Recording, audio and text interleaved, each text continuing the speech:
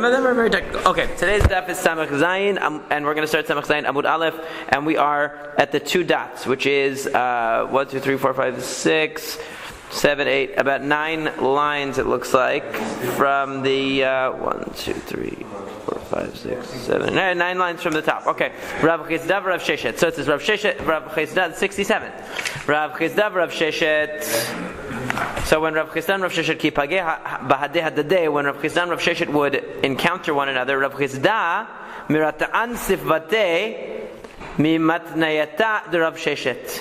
Rav Chizda's lips would shake because of the great knowledge of Rav Sheshet. Rav Sheshet was so knowledgeable in sources. He knew all the source material so well that Rav Chizda would be afraid of him. However, Rav Sheshet mirata kulei gufei mipilpulei Rav Chizda. But Rav Sheshet's entire body would shake from the pilpul of Rav Chizda. So it was, he ended up winning because, Rav Chizda, only his lips would shake. But Rav Sheshet's entire body would shake because Rav Chizda's analysis was so sharp that he was afraid. He would ask him questions, he would trap him. So they were very impressed with one another. One had great bikiyut, great knowledge of sources, and the other one had sharpness. So ba'aminei Rav Chizda and Rav Sheshet. So once Rav Chizda asked Rav Sheshet the following question: if you have 2 houses on either side of the Reshut Harabim, in other words, let's say you have a house and a house across the street, and it happens to be that the town is doing a new progress, some kind of a new development project, and they put a fence around these 2 houses on Shabbat. So before Shabbat, they didn't have a chatzer. They didn't have a courtyard. There was just 2 houses sitting there in the public domain. Now you have a courtyard. And we know that a shared courtyard, a courtyard between 2 houses, requires Eruv Chatzerot, but it's already Shabbat. This happened on Shabbat. So what are you going to do? You can't do anything now. You can't make an Eruv. So what do you do? So we said, Amrat in bitul reshut nechatzer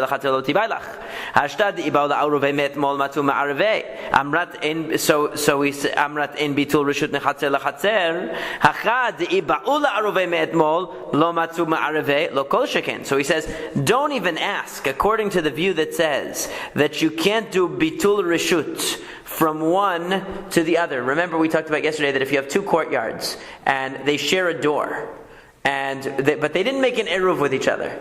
So they're not all one courtyard, they're just side-by-side courtyards. We said that one opinion said that one courtyard cannot give up its rights to the other courtyard and tell the other courtyard, you know what, you can use our courtyard, we're not going to use it. You can't do that. So according to the view that says you can't do that, okay, so now we look at our case and we say, well, over there, what did we say?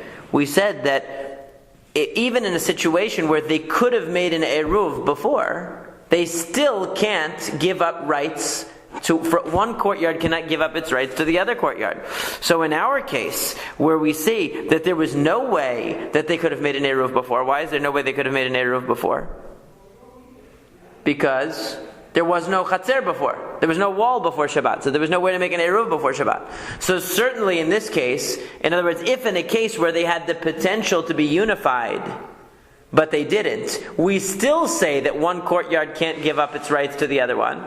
In this case, where there was no potential to be unified before Shabbat, we would assume that one house cannot say to the other house, you know what, you can use the courtyard. In other words, what's the problem here? It's one courtyard in this case, and it's 2 courtyards. Right, they're just making an analogy because they're saying, they're making an analogy. Right, they're making an analogy because, in other words, you had a situation where, the question of the giving up, right? Because there's no way for them to make an eruv here. There's no way that they can combine because it happened on Shabbat. So what are the options? The only option is, what can you do on Shabbat is one person can give up their rights. So now you have these 2 houses. You have the Smiths and the Joneses, okay? The Smiths say, you know what, we don't need this new courtyard that they made, you use it. Okay, they give it to the Joneses, now the Joneses can use it as much as they want. So it says, that doesn't work. Why doesn't it work? According to the opinion that says that one chatzer can't give to the other. Because if one courtyard can't give up its rights to the other, even though they had the potential to join into one before Shabbat, they still can't give up their rights on Shabbat. So here it's even worse, because here they had no potential to ever be unified because there was no courtyard before Shabbat. The courtyard came into existence on Shabbat. So certainly we should say, in other words, if in a case where the potential exists to unite, giving up rights doesn't work. So certainly where the potential to combine doesn't exist, then there's no potential. Then there's no way to give up rights. However, what about the opinion that says that one courtyard can give up its rights to an adjoining courtyard? What about that view? So so over there. So batulei nami matei mivatel, aval hachad lo matu ma'arevei me'etmol batulei nami lo matei mivatel. So maybe you'll say that in the case of the two adjacent courtyards, since they could unite before Shabbat, they can also, one can give up its rights to the other one on Shabbat. So in this case, what would we say? There's no chance, because there was no courtyard before Shabbat. Or do we say, Odil Maloshina? Or maybe it doesn't make a difference. The bottom line is, right now, they're sharing a courtyard, and one can give up his rights to the other. In other words, what's the whole question here? The whole question is whether this idea of giving up your right to the courtyard is predicated on the potential to have an eruv. In other words, is the idea that if you could have made an eruv, but you didn't, now you have the opportunity to do bitul reshut. But if you never had the opportunity to make eruv, maybe you're never given the opportunity to give up your rights to the courtyard during Shabbat either. Okay, that's the question. So Amar Le said to him, "In mivatlin." He said, "You know what? The first side is right. You can't. One house cannot give up its rights to the other house, because since the courtyard didn't exist before Shabbat, so there was never a chance to do eruvei chatzerot because this courtyard didn't exist on Friday afternoon. So therefore, there's also no potential. In other words, the idea of giving up your rights to the courtyard is only granted when there was some potential." Prior to Shabbat to have an eruv, and they gave up. They passed up on the opportunity. That's what you're giving up your rights to. You had the opportunity, and you didn't want to do that. You didn't want to join in an eruv. So instead, you have the option of giving up your rights to the chatzer instead. Okay, because otherwise everyone's not going to be able to use it anyway. So met nuchri b'Shabbat mahu. So now we come to another case. Let's say you have a situation where there were Jews living in a courtyard and there was a non-Jew living in the courtyard, and we know that if the non-Jew lives in the courtyard, they can't make an eruv because the Jews would have to rent the rights of the courtyard from the non-Jew. Since the non-Jew it doesn't have mitzvot, he's not going to be part of the mitzvah of creating the eruv, so he holds them back from creating it. So what happens if he passes away on Shabbat? So he is factored out of the equation. So what happens now? So according to the one that says you can even rent from the non-Jew on Shabbat, so certainly over there, what do? You not only can you rent from the non-Jew on Shabbat, but then you go another step and you have everybody give up their rights to the chatzer to one person. Because remember, if you have a situation where, let's say, you have 5 Jews living in the courtyard and there's one non-Jew, okay, and the non-Jew's not around, so they couldn't rent from him, and then he shows up on Shabbat. So now they have no way of carrying in the courtyard because they don't have an eruv and they didn't rent from the non-Jew. So they can rent from the non-Jew, and then what's the thing that you can do on Shabbat? You can have all 4 of the people of the Jews give up their rights to the courtyard to the 5th guy. I have just a side question. And so now so now at least the 5th guy can carry in the courtyard. Yes. Is there a differentiation between a nochri or a akum and a ger toshav with regards to this? Seemingly not. No, they're just not. They're all not involved in the mitzvah No, ger tosh. That's ger tzedek. Ger toshav is a non-Jew that keets the 7 mitzvot. They refer to nochri as idolater, but because generally that's what they're talking about here. That's what they're talking about here. But usually, when the Gemara refers to as an idolater, they say no, because they have tzedukah. They have other cases of people who believe in God and all that, but they're not. Oh. But it's easier to call it an idolater. But really, it could be any non-Jew who's not part of the mitzvah system. So here, the only differentiating factor is whether he is obligated to the mitzvah or not. Exactly. So in the Gershon Steinsaltz, he always uses the word goy instead of nochri. Right, because that's the correct text, right? Because it uses nochri always. Because all of these texts were doctored, but the word appears akum sometimes, nochri sometimes, goy sometimes, because there was a lot of playing around with the girsa'ot to avoid censorship. Right. Yeah, they all mean the same thing. So however. So if you're able to do back then. So if according to the person that says that you can do two things, you can rent from the non-Jew and you can do bitul reshut on Shabbat, so certainly here all you're doing is bitul reshut, because now the non-Jew passed away, he's not there anymore. However, but according to the one that says you can't rent from the non-Jew on Shabbat, is that because you would need two steps? Is that because you would have to first rent from the non-Jew, and then the other members of the Chatzer would have to give up their rights to the one member of the Chatzer? Is that why it's not allowed?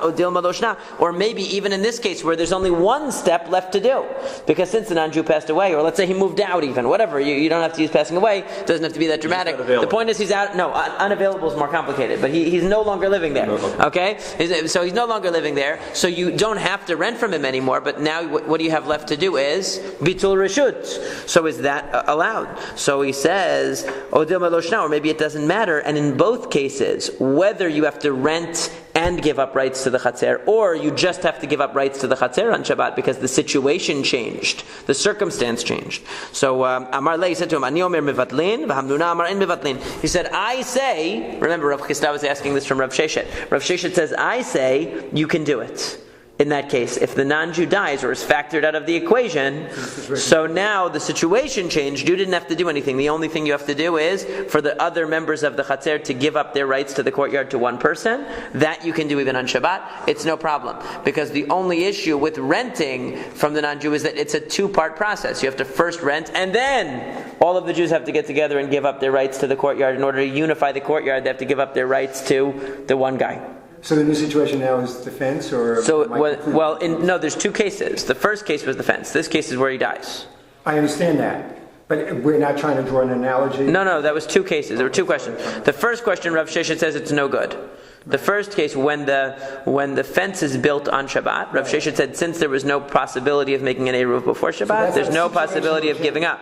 It is also a situational change, but that's not what they're talking about. Because there the situation is a different kind of situation. Right there wasn't even a courtyard to do anything with. Now there is. So what do we do? So he said, nope, bitul reshut only works when there was a potential for Eruv before. Now we say the question is, okay, what if the non-Jew is factored out of the equation and also a circumstance changes out of your control, but it presents you with just needing to do. It's a similar case, because the situation changes and now you have the potential to do something you couldn't do before. Right? Which is bitul reshut. Right. It's the same concept, except the difference is that in the case of, in the first case, there was no potential to do Eruv at all. There wasn't even a courtyard at all. There was no relationship between the two houses before at all. In the second case, there was a courtyard, but there was something blocking them from creating the Eruv, which was that the non-Jew was there, and let's say he didn't agree to participate for whatever reason. So then once he's factored out of the equation, so now they have the ability to do it. So it was more of like an obstacle holding them back than the whole concept being created out of whole cloth, like in the first situation where there wasn't even a courtyard to speak of, and all of a sudden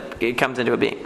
Now, Amar Rav Yehuda Amar Shmuel, Rav Yehuda said that Shmuel said, Nochri sheyesh lo petach arba'a l'arba'a patuach lebik'a, filu machnitzim motzi gemalim ukronot kol hayom kulo derech mavoy, en oser al bnei hamavoy. So what is the issue? So we're talking about, again, where you have Jews and non-Jews sharing either a courtyard. Here it's talking about a mavoy. A mavoy is the alleyway in between multiple courtyards. So you have a couple of courtyards that open to this one alleyway. This alleyway directs you into the public domain. So we learned already that if Jews and non-Jews share a courtyard, that the Jews have to rent from the non-Jews, rent their rights to the courtyard in order to be able to create the Eruv. Same thing with the mavoy. If the mavoy is shared by both Jews and non-Jews, they have to rent the rights to the mavoy in order to do what's called shitufei mavoot, in order to unite all of the courtyards in the mavoy. Now it's the same thing. In other words, the same concept of uniting the houses in the courtyard is uniting the courtyards in the mavoy, except that there's a different way of doing it. Eruvei chatzerot has to be with bread. Shitufei mavot, is somewhat different, but it has some different parameters, but it's the same concept. So the question is, what if a non-Jew, he has a house, and his house opens directly into the mavoy? He opens directly, or he has his own little yard, let's say, and it opens directly into this mavoy. So he is using the mavoy. Right. But he has another door to his house, which opens directly to a valley, or to an open area, to a bik'ah. In other words, he can go directly to the outside. He doesn't have to use the mavoy. He doesn't have to use the alleyway to get from his... Like everybody else, they have to use that alleyway to get to... It's like going through the lobby of your building if you live in an apartment building. You don't have a way to get out. You can't jump out the window, right there. But he has two entrances. He has a direct entrance to the outside, and he has an entrance through the mavoi. So it says, even if all day long he's bringing gemalim and kronot, he's bringing wagons, and he's bringing camels through the mavoi all day long, it doesn't matter. We still say he's not a complete member of the mavoi. Why not? Because he has the the one that is his own personal exit is better for him. It has a picture. What number picture is that? Let's see. So the point is that since he has his own private exit that goes directly to the outside, and he wouldn't have to. Yeah, so it shows it. So he has his own private. Yeah. So in the back, see, he has a petach lebika. So he has his own private exit. So even though he's bringing things in and out of this mavoi all day long, still he has his own private exit. And that's his main exit. So we don't include him as part of the mavoi. Because people like to use their own exit directly to the outside. Why would they want to have to pass through the shared exit if they didn't have to, right? So they asked the following question: what if instead of it being open to a completely open space, he has an opening in the back of his house that opens to a karpaf? What's a karpaf? A karpaf is an enclosed area, but it's not mukaf la dira. Remember, we learned it's not enclosed for dira. It's not enclosed for purposes of living. It's enclosed as like a park. Let's say it's a big park, right? Or to store wood or whatever. It's open to a large park that's enclosed. So it's also, he doesn't have to go through the mavoi, but he would go into another enclosed area, which is enclosed, is so large that, remember, according midirabanan, rabbinically, you can't carry in a karpaf. We treat it like a public domain because it's not mukaf la dira. It's not, it wasn't enclosed for people to live in, and it's very large. Right, we learned that if it's very, very large, so then I think it's 75,000 square amot, so then you can't, even with an enclosure, it's no good. Rashi defines the karpaf as a fenced area outside the town used to store wood. It could be. That's just describing why they made it. But the point is that it could be for anything. It could be a park. So now Amar Rav Nachman said. So the question is, in this case, the non-Jew's other entrance, he has a private entrance or exit from his house. It doesn't go into the main, it doesn't go into a totally open area, but it goes into an area that is somewhat open. I mean, it's enclosed, but it's very, very large. So Rav Nachman bar Ami Mishmedu Ulpana, Rav Nachman bar Ami said in the name of Ulpana, which means, Rashi says, Shishamar Merabo, Rabo Merabo, from a tradition. Like Ulpan is teaching. He said, based on a tradition, Afilu patuach lekarpaf, even if that private exit goes to a karpaf, it doesn't go to a totally open area, but it goes to a very large enclosed area, still, that would mean that exit is defined as his main exit, and he is not a member of the mavoi. Rabbav Rav Yosef Darmei Tarvayu. Rabban Rav Yosef make a distinction here. They have a more nuanced approach, and this is the approach that's accepted in halakha that goes like this. Nochri bet satayim oser yoter mi bet satayim ena oser.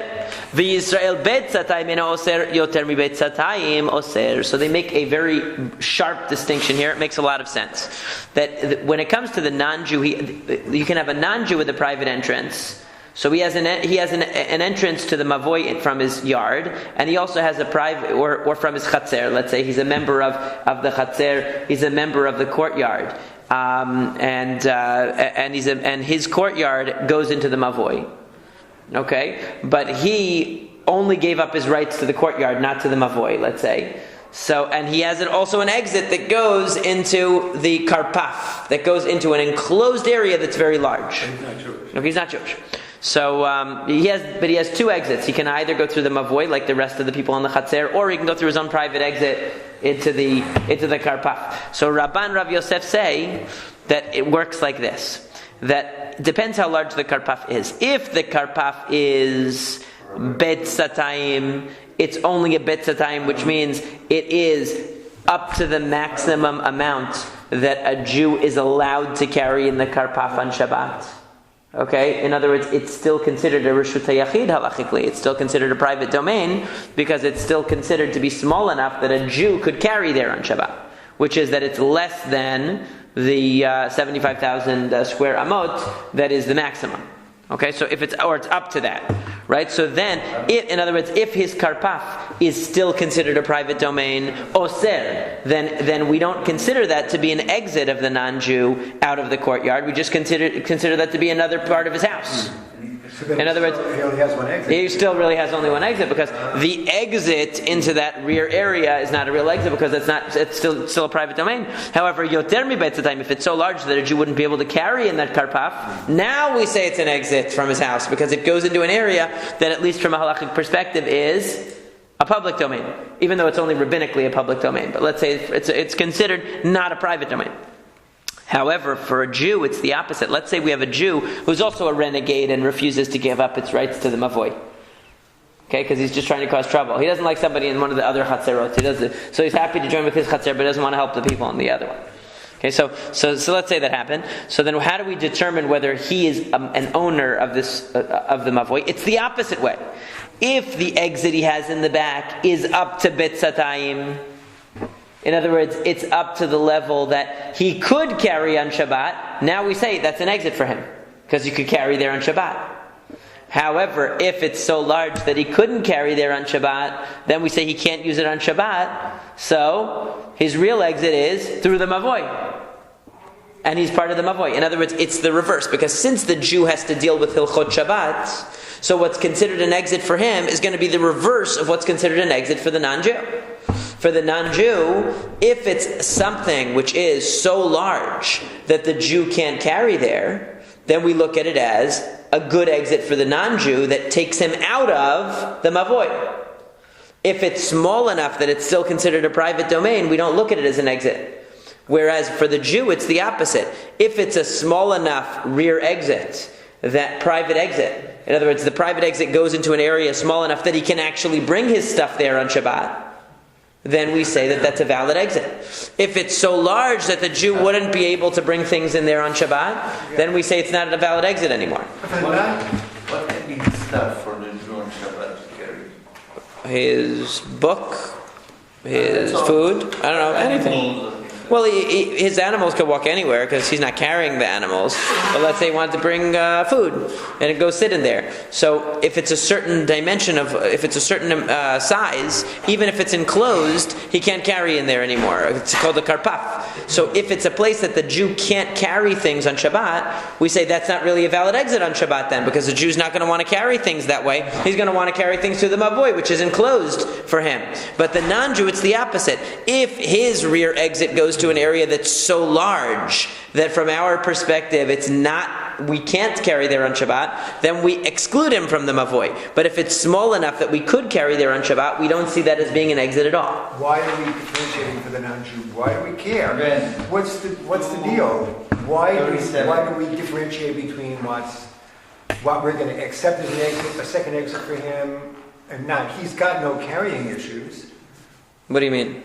He can carry any place. Well, that's the point. So as long as we could even carry there, we don't see it as an exit to anywhere. We see it as just an extension of his house. But we go just the opposite for the Jew. So there's some reason. Right, because for the Jew, that we want to manipulate it. And I'm not arguing that manipulating. Right. I'm just trying to understand why. Why are they? For the non-Jew. Why don't we just say, if he's got another exit, it doesn't matter what it is. Right, wherever it goes to. He's got another exit. Well, I guess because if it's an exit to something that we view as just a private domain, then we really say it's not an exit to anywhere. It's an exit to nowhere. It's just his backyard. As opposed to it really being an exit, it's just an extension of his private domain. If it's so large that even we wouldn't be able to carry there, now we could say it's going into a territory that's not allowed for us to carry on Shabbat, so it's really an exit. It's really an exit. Whereas for a Jew, what's he going to define as an exit on Shabbat? Not a place he can't carry, but a place that he can carry is really going to be an exit on Shabbat. So it's just defining a second exit. Right, they're trying to define what's a second exit that excludes you from the mavoi. So for the non-Jew, it's defined as if he has an exit that goes to a place we can't carry, then that takes him out. If for the Jew, if he has a place he can carry to that's private, that takes him out. Okay, that's allowing it to be Mikil in each situation. Basically, right? yeah, more or less. But they're not trying to be mega. In either, because sometimes it'll be a chumrah in both, because it depends. Right. Because if the Jew has an exit to such a large place, now we're going to say that it's no good. He's still part of the mavoi. If the non-Jew has an exit to a smaller place, we're going to say that it's not good. It needs to be large. It needs to be a place that we wouldn't be able to carry to, so we can really say that he's exiting. Right. Whereas for the Jew, his exit is he needs it to be something he can actually go to. Right? Allowing it to be independent variables. Right, these are independent variables. Exactly, yeah. Exactly. So ba'am, right, that's how you could put it. So ba'amine Rava bar Chaklai me Rafuna, but Rava bar Chaklai est Rafuna, patuach lekarpaf ma'u.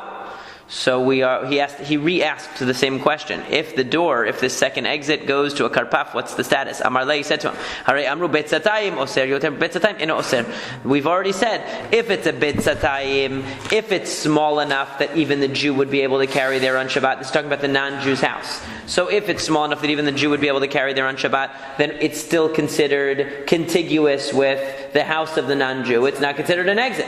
If it's so large that the Jew wouldn't be able to carry there, so it's considered an exit. And since it's considered his own separate exit, he's no longer counted as one of the members of the mavoi, and the fact that he refuses to rent us his rights to the mavoi won't be an issue. Amar Rabbi Yochanan. Ula said that Rabbi Yochanan said, Karpaf yoter b'tzatayim shelo kavla dira. If you have a karpaf that's more than a b'tzatayim, which again we said is about 75,000 square amot, so this and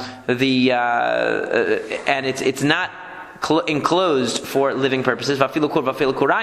Even if it's a kur or kurayim, which is even more. I mean, these are enormous areas that are enclosed, but not for dira. Still, hazoreg letocho chayav. If you threw from the public domain into this enclosed area, you still violated Shabbat. In other words, the fact is that this is an enclosed area. It's a Reshut HaYachid. From the eyes of the Torah, this is a Reshut HaYachid in the eyes of the Torah. It's only prohibited to carry there midrabanan. Okay, what's the reason? There's an enclosure. The only thing is that midrabanan, rabbinically, if you're going to have a large area that's enclosed, it has to be hukafla dira. It has to be enclosed for living purposes. Otherwise, that enclosure doesn't help. That's only rabbinical. But biblically, any enclosed area, if you throw from a public domain into the enclosed area, you just violated Shabbat. We don't care what it's enclosed for. Mativ Rafuna bar Chanina. Rafuna bar Chanina wants to challenge this idea. He says, I disagree. I'm going to suggest that actually, even something which is enclosed, okay, if it's of a large size and it's enclosed, is not a private domain biblically. And I'm going to give you an argument, a source to support it. Sela shebayam, if you have a large rock in the sea. Gavo asar rochav arba'a. If the rock in the middle of the sea is 10 tefachim high, and it's 4 by 4 tefachim in its dimensions, in metaltilin lo min tocho leyam, velo min hayam letocho. You can't carry from this rock into the water or from the water into the rock. Why? Because the water is a karmelit. The water is considered a place where it's rabbinically prohibited to carry. The rock is actually a Reshut HaYachid. It actually has the dimensions of a private domain because it has 10 tefachim in elevation and 4 by 4 in its dimensions. Pachot mikan metaltalin. However, less than that size. In other words, if it's less than 9 tefachim then 10 tefachim in height, or it's less than 4 by 4 tefachim in its dimensions, then you can carry from the sea onto the rock and vice versa, because it's all karmelit. It's all part of one thing. It's not a private domain anymore. Ad kama, up till how much? Ad bet satayim. Until a bet satayim. Bet satayim is the size of a karpaf. That's the size where an enclosure becomes, even an enclosed area becomes prohibited to carry in when it's past a bet satayim. Okay, so the question is, what is it talking about? Which case is it talking about? So ahaya ilema asefa bet satayim tefelo. That what it's talking about the last part. In other words, what it's saying is that we said that you can carry from the ocean onto the rock and from the rock onto the ocean if the rock is less than 10 tefachim in height or less than 4 by 4 in its dimensions, because it's considered a karmelit. And you're saying that bet satayim tefelo, that's only true up to a bet satayim. That's only true if the dimensions are less than this very large amount, than this 75,000 square amot. But how could that be true? It's still only a karmelit. As long as it's less than 10 tefachim in height, it's always going to be a karmelit, no matter how big it is. In other words, it could be 1,000,000 amot, and it will still, if it's 9 tefachim in height, it doesn't have it doesn't have enclosure of 10 tefachim. It doesn't have walls of 10 tefachim. So the rock will never be a reshut yachid. So why is there a limit on how large its surface area can be? To be able to carry from it to the ocean or from the ocean onto the rock. It's always going to be a karmelit, so it's the same thing. Rather, it should be all the same. Rather, it's going on the first part. And this is what it means.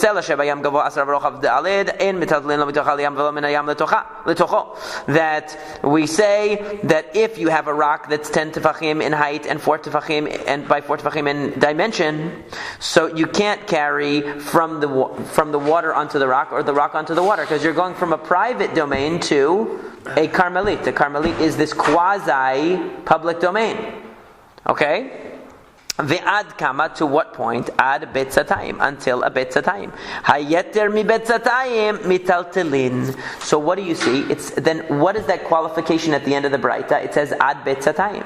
That's only true if the dimensions are up to a betzatayim. Meaning, even with an enclosure, it's only a reshut yachid up to a betzatayim. But if it's larger than a betzatayim, it's not considered a reshut yachid anymore. Isn't that what it's saying?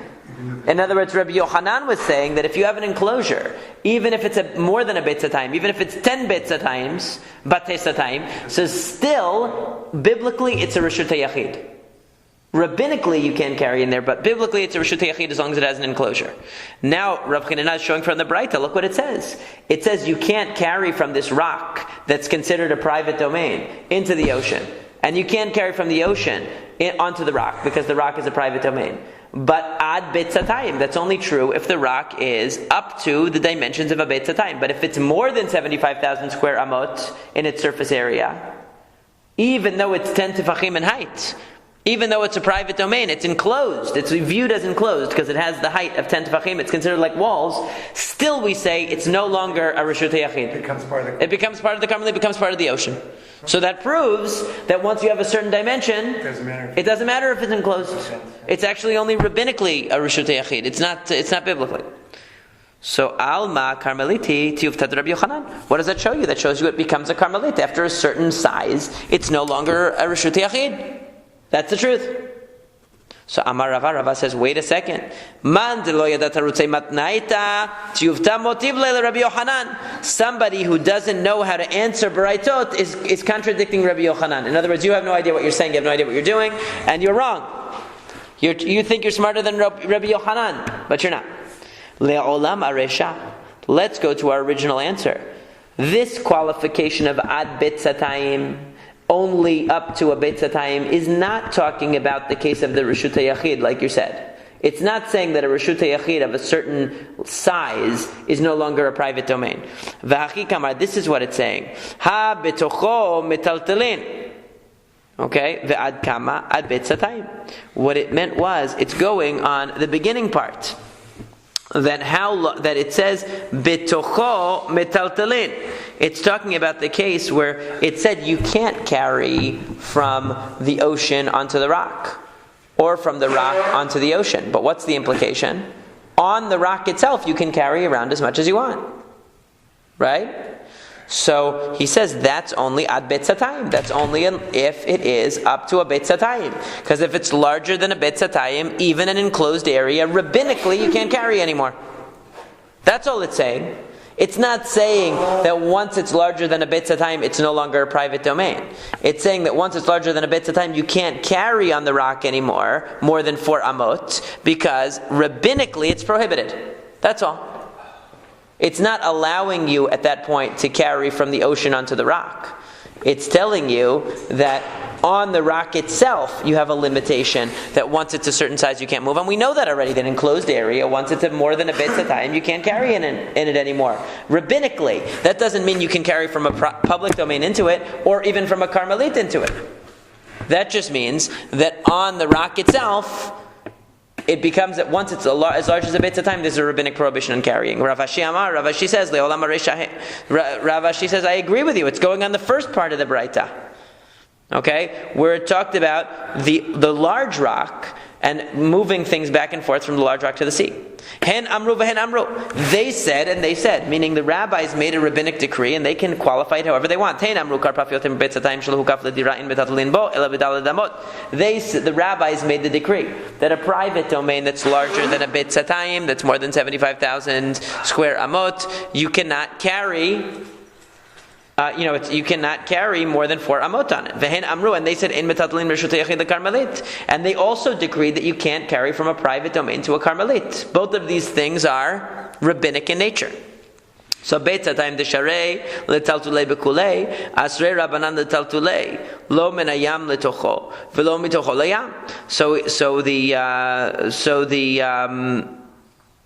Really up to a beit satayim, up to the measurement where it's still considered a private domain, even rabbinically, the rabbis said you can carry on the rock as much as you want, but don't carry from the ocean onto the rock or from the rock onto the ocean, because you're carrying from a private domain to a karmelit or vice versa.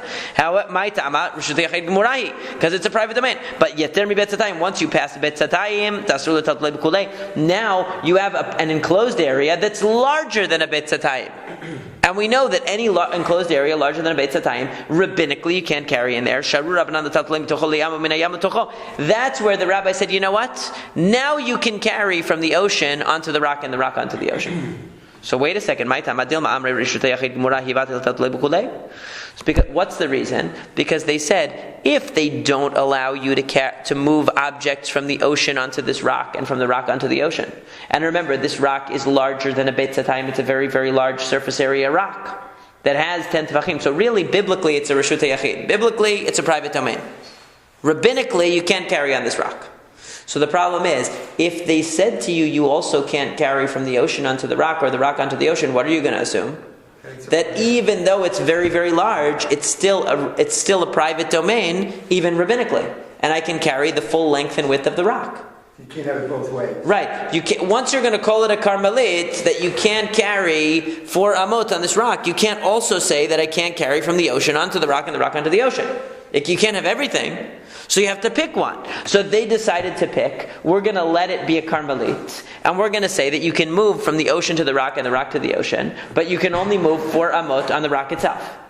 That's what we're going to do. Why? So umay shana, what's the reason? So why? Why did they decide to do that? Because it's more common that a person is going to be on the rock and want to move around on the rock than he's going to want to take things from the ocean to the rock and vice versa. So they decided to make a decree to limit the mobility of the person on the rock, because that's a more common situation. So the rabbis always cater or design their gezerot to address the most common situation. So they made the rock a karmelit. Right, instead of making it a reshutei yachid. Even though they could have been even more stringent and said, we're going to treat it as a reshutei yachid and as a karmelit. Why are you going to want to? Why are you going to want to transfer back and forth? Right, you just have to sit in one place. Leave the rock alone. Mm-hmm.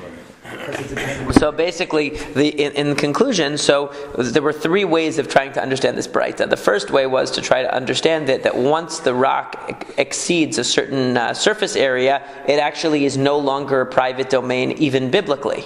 It becomes a karmelit, even biblically, it loses its status as reshutei yachid. That was what the original argument was, and that would disprove Rabbi Yochanan. So then the other 2 explanations came along and said, no, absolutely not. That's not what it's saying. It's not telling you that you can that once it reaches a certain size, it's no longer a private domain biblically. What it's telling you is it's still a private domain biblically. The only thing is that according to one way of resolving it, we can say that it's just telling you a limitation rabbinically. It's still a private domain biblically, the rock, but carrying on the rock is limited. Okay, according to Rav Ashi, it's telling you something even more complicated.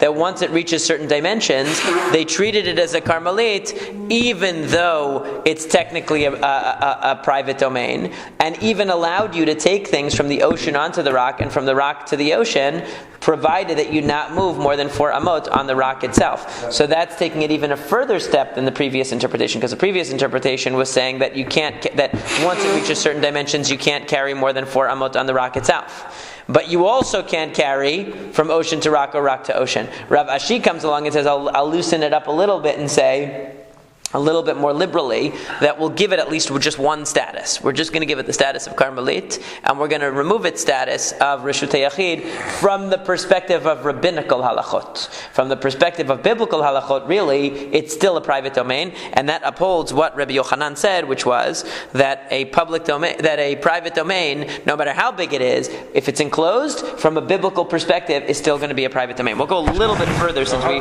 we have time. The karpaf is a private domain biblically. That's what Rabbi Yochanan was saying. Right. Even though it exceeds a certain dimension, so rabbinically you can't carry inside of it, but biblically it would still be considered a reshutei yachid.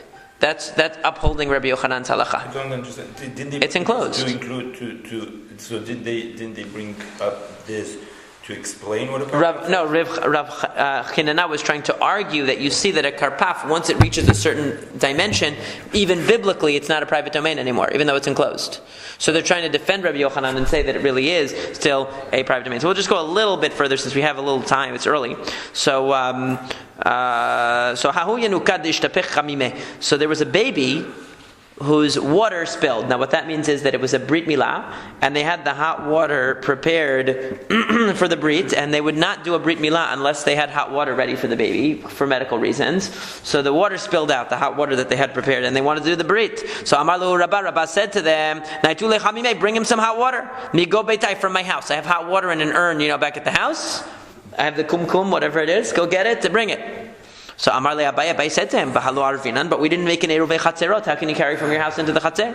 Amar le said to him, "Nismoch hashituf." I'll rely on the fact that even though our chatzer didn't make an eruvei chatzerot, you can actually make a shituf. In other words, if all the chatzerot get together and combine with the alleyway, with the mavoy, that can also count as an eruvei chatzerot for everybody. You can make that shituf on Shabbat? No, before Shabbat. So you make the shituf. Oh. They had made it already. He said, I'll rely on the shituf that they made. So he said, so he said to him, but wait a second, Amar le halo shatfina, but we also don't have a shituf.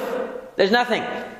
So Nemrule lenochri letele. So he said, so let's tell a non-Jew to bring it then. He says we can't carry in the chatzer without, because we don't have an eruvei chatzerot or a shitufei mavot. So we can't do anything. So Amar Abai said, Ba'el otvei lamar. I wanted to object to this ruling of the master. V'lo shavkan Rav Yosef, but Rav Yosef would not allow me. Amar Rav Yosef, because Rav Yosef said, Amar Rav in the name of Rav Kahana. Ki havenan be Rav Yehuda, when we were in the house of Rav Yehuda, Hava Amar Lan, he used to say to us, Be'deoraita motvinan tiyuvta v'hadar Avdinan ma'aseh. When it comes to biblical halachot, if a rabbi tells you something, first ask all of your questions and then do it. When it comes to rabbinical halacha, first do it and then ask questions. So here we're dealing with only a rabbinical halacha, carrying in the chatzer without an eruv, it's only a rabbinical halacha, or asking the non-Jew rather to carry for you. It's only a rabbinical prohibition to ask a non-Jew to do malacha for you on Shabbat because they're not really obligated in keeping Shabbat. So it's no problem. So he says that since it was about a rabbinical issue, I was allowed to go instruct the non-Jew to bring the hot water before asking the questions that I had. If it had been a biblical halacha that he told me to do a certain thing and I wasn't sure, the authority of the Torah is Hashem. You have your first allegiance is to Hashem. You got to ask all your questions and make sure you're doing the right thing before you rely on his, before you rely on his opinion. Okay. Is even the covenant of a Rebbe asking counsel, all that other stuff that we learned the other day? Yeah. Well, he gives an instruction before you start. If it's about a biblical thing, argue with him. It's a rabbinical thing. Don't argue with him. So what happened? So the Batarachi Amarle. So afterwards they asked him, "My ba'it lot velamar." What did you want to argue to the master? Amarle said, because it says Haza'ah shivut, Arimal enochri shivut. Haza'ah, sprinkling the ashes of the para aduma on a person is rabbinically prohibited on Shabbat. And so is asking a non-Jew to do malacha for you. Ma haza'ah shivut ve'ina docha et Shabbat. Af amiral nochri shivut ve'ino docha et Shabbat. Just like haza'ah, purifying somebody with the para aduma ashes by sprinkling it on them, it's rabbinically prohibited to do so because he looks like he's fixing the person. It's a tikkun. He's making him pure. Okay? Even though by not making him pure, let's say this person was becoming purified and it was Erev Pesach, and now he won't be able to bring the Korban Pesach, he's going to miss out, he's going to miss a mitzvah. There, we say that even though it's only a rabbinical prohibition, we don't say that we don't allow him to do it, even though he's going to lose out on a big mitzvah of Korban Pesach. So to here, how can you violate a rabbinic prohibition of asking the non-Jew to do something for you on Shabbat when, and you're justifying it by saying it's for a mitzvah? So, I mean, if over there we can't do it, when it comes to purification we can't do it, why should we be able to do it over here? So we answered him, don't you make a distinction between shivut de'it be'ma'aseh le'shivut de'let be'ma'aseh? Don't you make a distinction between a shivut that has an action involved and one that doesn't have an action involved? Amar le'nochri zil achim. So this piece, according to some, has to be taken out. It's a little bit complicated. So there are two interpretations of this piece here. Now, you'll see on the side, in the Bach's version, he says, take out this line of where it says, V'deha mar lo amar lenochri zil achim. Why does he take it out? Because according to this girsa, what is the distinction here? The distinction is between where you're violating something, what we would call biyadayim. You're actually sprinkling the ashes of the para aduma on the person on Shabbat. You're actually violating the rabbinic prohibition so that he can do a mitzvah. That is a different story. Here, all you're doing is saying to somebody else, you're saying to the non-Jew, please bring me the water. So you're not doing an action. Ma'aseh, that's what it says, the itbe ma'aseh, the litbe ma'aseh. One case has an action, the other case doesn't have an action. So there's a difference. So, right, so no, because the dibur is not considered an action. In other words, you're not actually doing it, you're asking somebody else to do it. So it's not credited as an action. So therefore, when there's only certain cases in halakha where we say dibur is kema'aseh, like if a person's mikalel, he curses God or something like that, then or shvu'ah, he makes an oath. But in other cases, it's not an action to say words. So or a megadef, he curses, he blasphemes. So in this case, what is the distinction being made? So according to this girsa, the distinction being made is between where the rabbinical prohibition is an action versus when it's just speech. Here it's just speech, so you're allowed to do it. You're allowed to speak to the non-Jew in order to do a mitzvah. In other cases, where you actually have to violate the rabbinic prohibition, we wouldn't tell you to violate the rabbinic prohibition with your own hands by sprinkling the para aduma ashes in order to let somebody do a mitzvah. That's one version. Now, where does this stray sentence here, this is from another girsa, another version of this, another nusach, basically, of the Talmud, another version, which is the Sephardic version, actually, the Gaonic tradition, the one that the Rif brings, where the distinction is not between whether you used words or you did an action, but the distinction is between whether it's a purely rabbinic thing or you ask the person to do a biblical thing. In other words, that's why he says zil achim. You didn't tell the non-Jew to cook the water, you just told him to bring the water. In other words, in this case, you're telling the non-Jew, please bring the hot water to carry in the chater. So that sentence was not in the Vilna, in the original Vilna? Well, they were different. No, it is in the Vilna because this is the Vilna. But the point is that sometimes you see a conglomeration of texts. So actually, the Gaonic version is that the distinction being made here is when you ask the non-Jew to do a biblical violation versus a rabbinical violation. He's saying here you're asking a non-Jew to do a rabbinic violation in order to do a mitzvah. So it's twice removed because asking somebody who's not obligated in Shabbat to do something for you on Shabbat is already rabbinically prohibited. And you're only asking him to do something which is rabbinically prohibited. So that's two dirabanan, so that's okay. Whereas if you asked him to heat the water, that would not be okay. That's the way that the Gaonim read it. Now what's the problem with that reading? The difficulty with that reading is what then is the analogy to the case of sprinkling the ashes of the para aduma? Because the sprinkling of the ashes of the para aduma is not a deraita. What's wrong with sprinkling the ashes of the para aduma? It's purely rabbinic, but apparently there it's only one step. In other words, it's only one step removed would be the distinction. Apparently, that there you are sprinkling the para aduma is just a straight prohibition midrabanan. Here you're asking the person. So if you asked him to do you a biblical malacha, it would also be just a rabbinic prohibition straight. But you're asking him to do a rabbinic prohibition, so you're rabbinic. It's twice removed. That's why it's permitted. And actually, in halakha, these two opinions are brought down. There's the opinion that maintains that you can add that for the sake of a mitzvah, which is the first version that we said, for the sake of a mitzvah, you can ask a non-Jew to do anything. Right? That's the first version, because it's saying that once you're dealing with the shavut delayed be maaseh, okay? In other words, it doesn't have a maaseh, it doesn't have an action involved. So that's the basis for having, let's say, Sheldon do things for us on Shabbat. That version of the Talmud, because it's saying that since it's for the community, it's a communal need. A communal need, making Shabbat pleasant for the community, is considered a mitzvah. That's why Sheldon's allowed to do things for us on Shabbat. However, according to the Gaonic tradition, you would only be allowed to invoke that idea when you're asking him to do something that for you yourself would be rabbinically prohibited. So that would mean, let's say, to turn on lights wouldn't be allowed. To heat up water wouldn't be allowed, according to the Rif. So this is a very interesting, practical, halachic distinction that comes out of the two versions of the Talmud.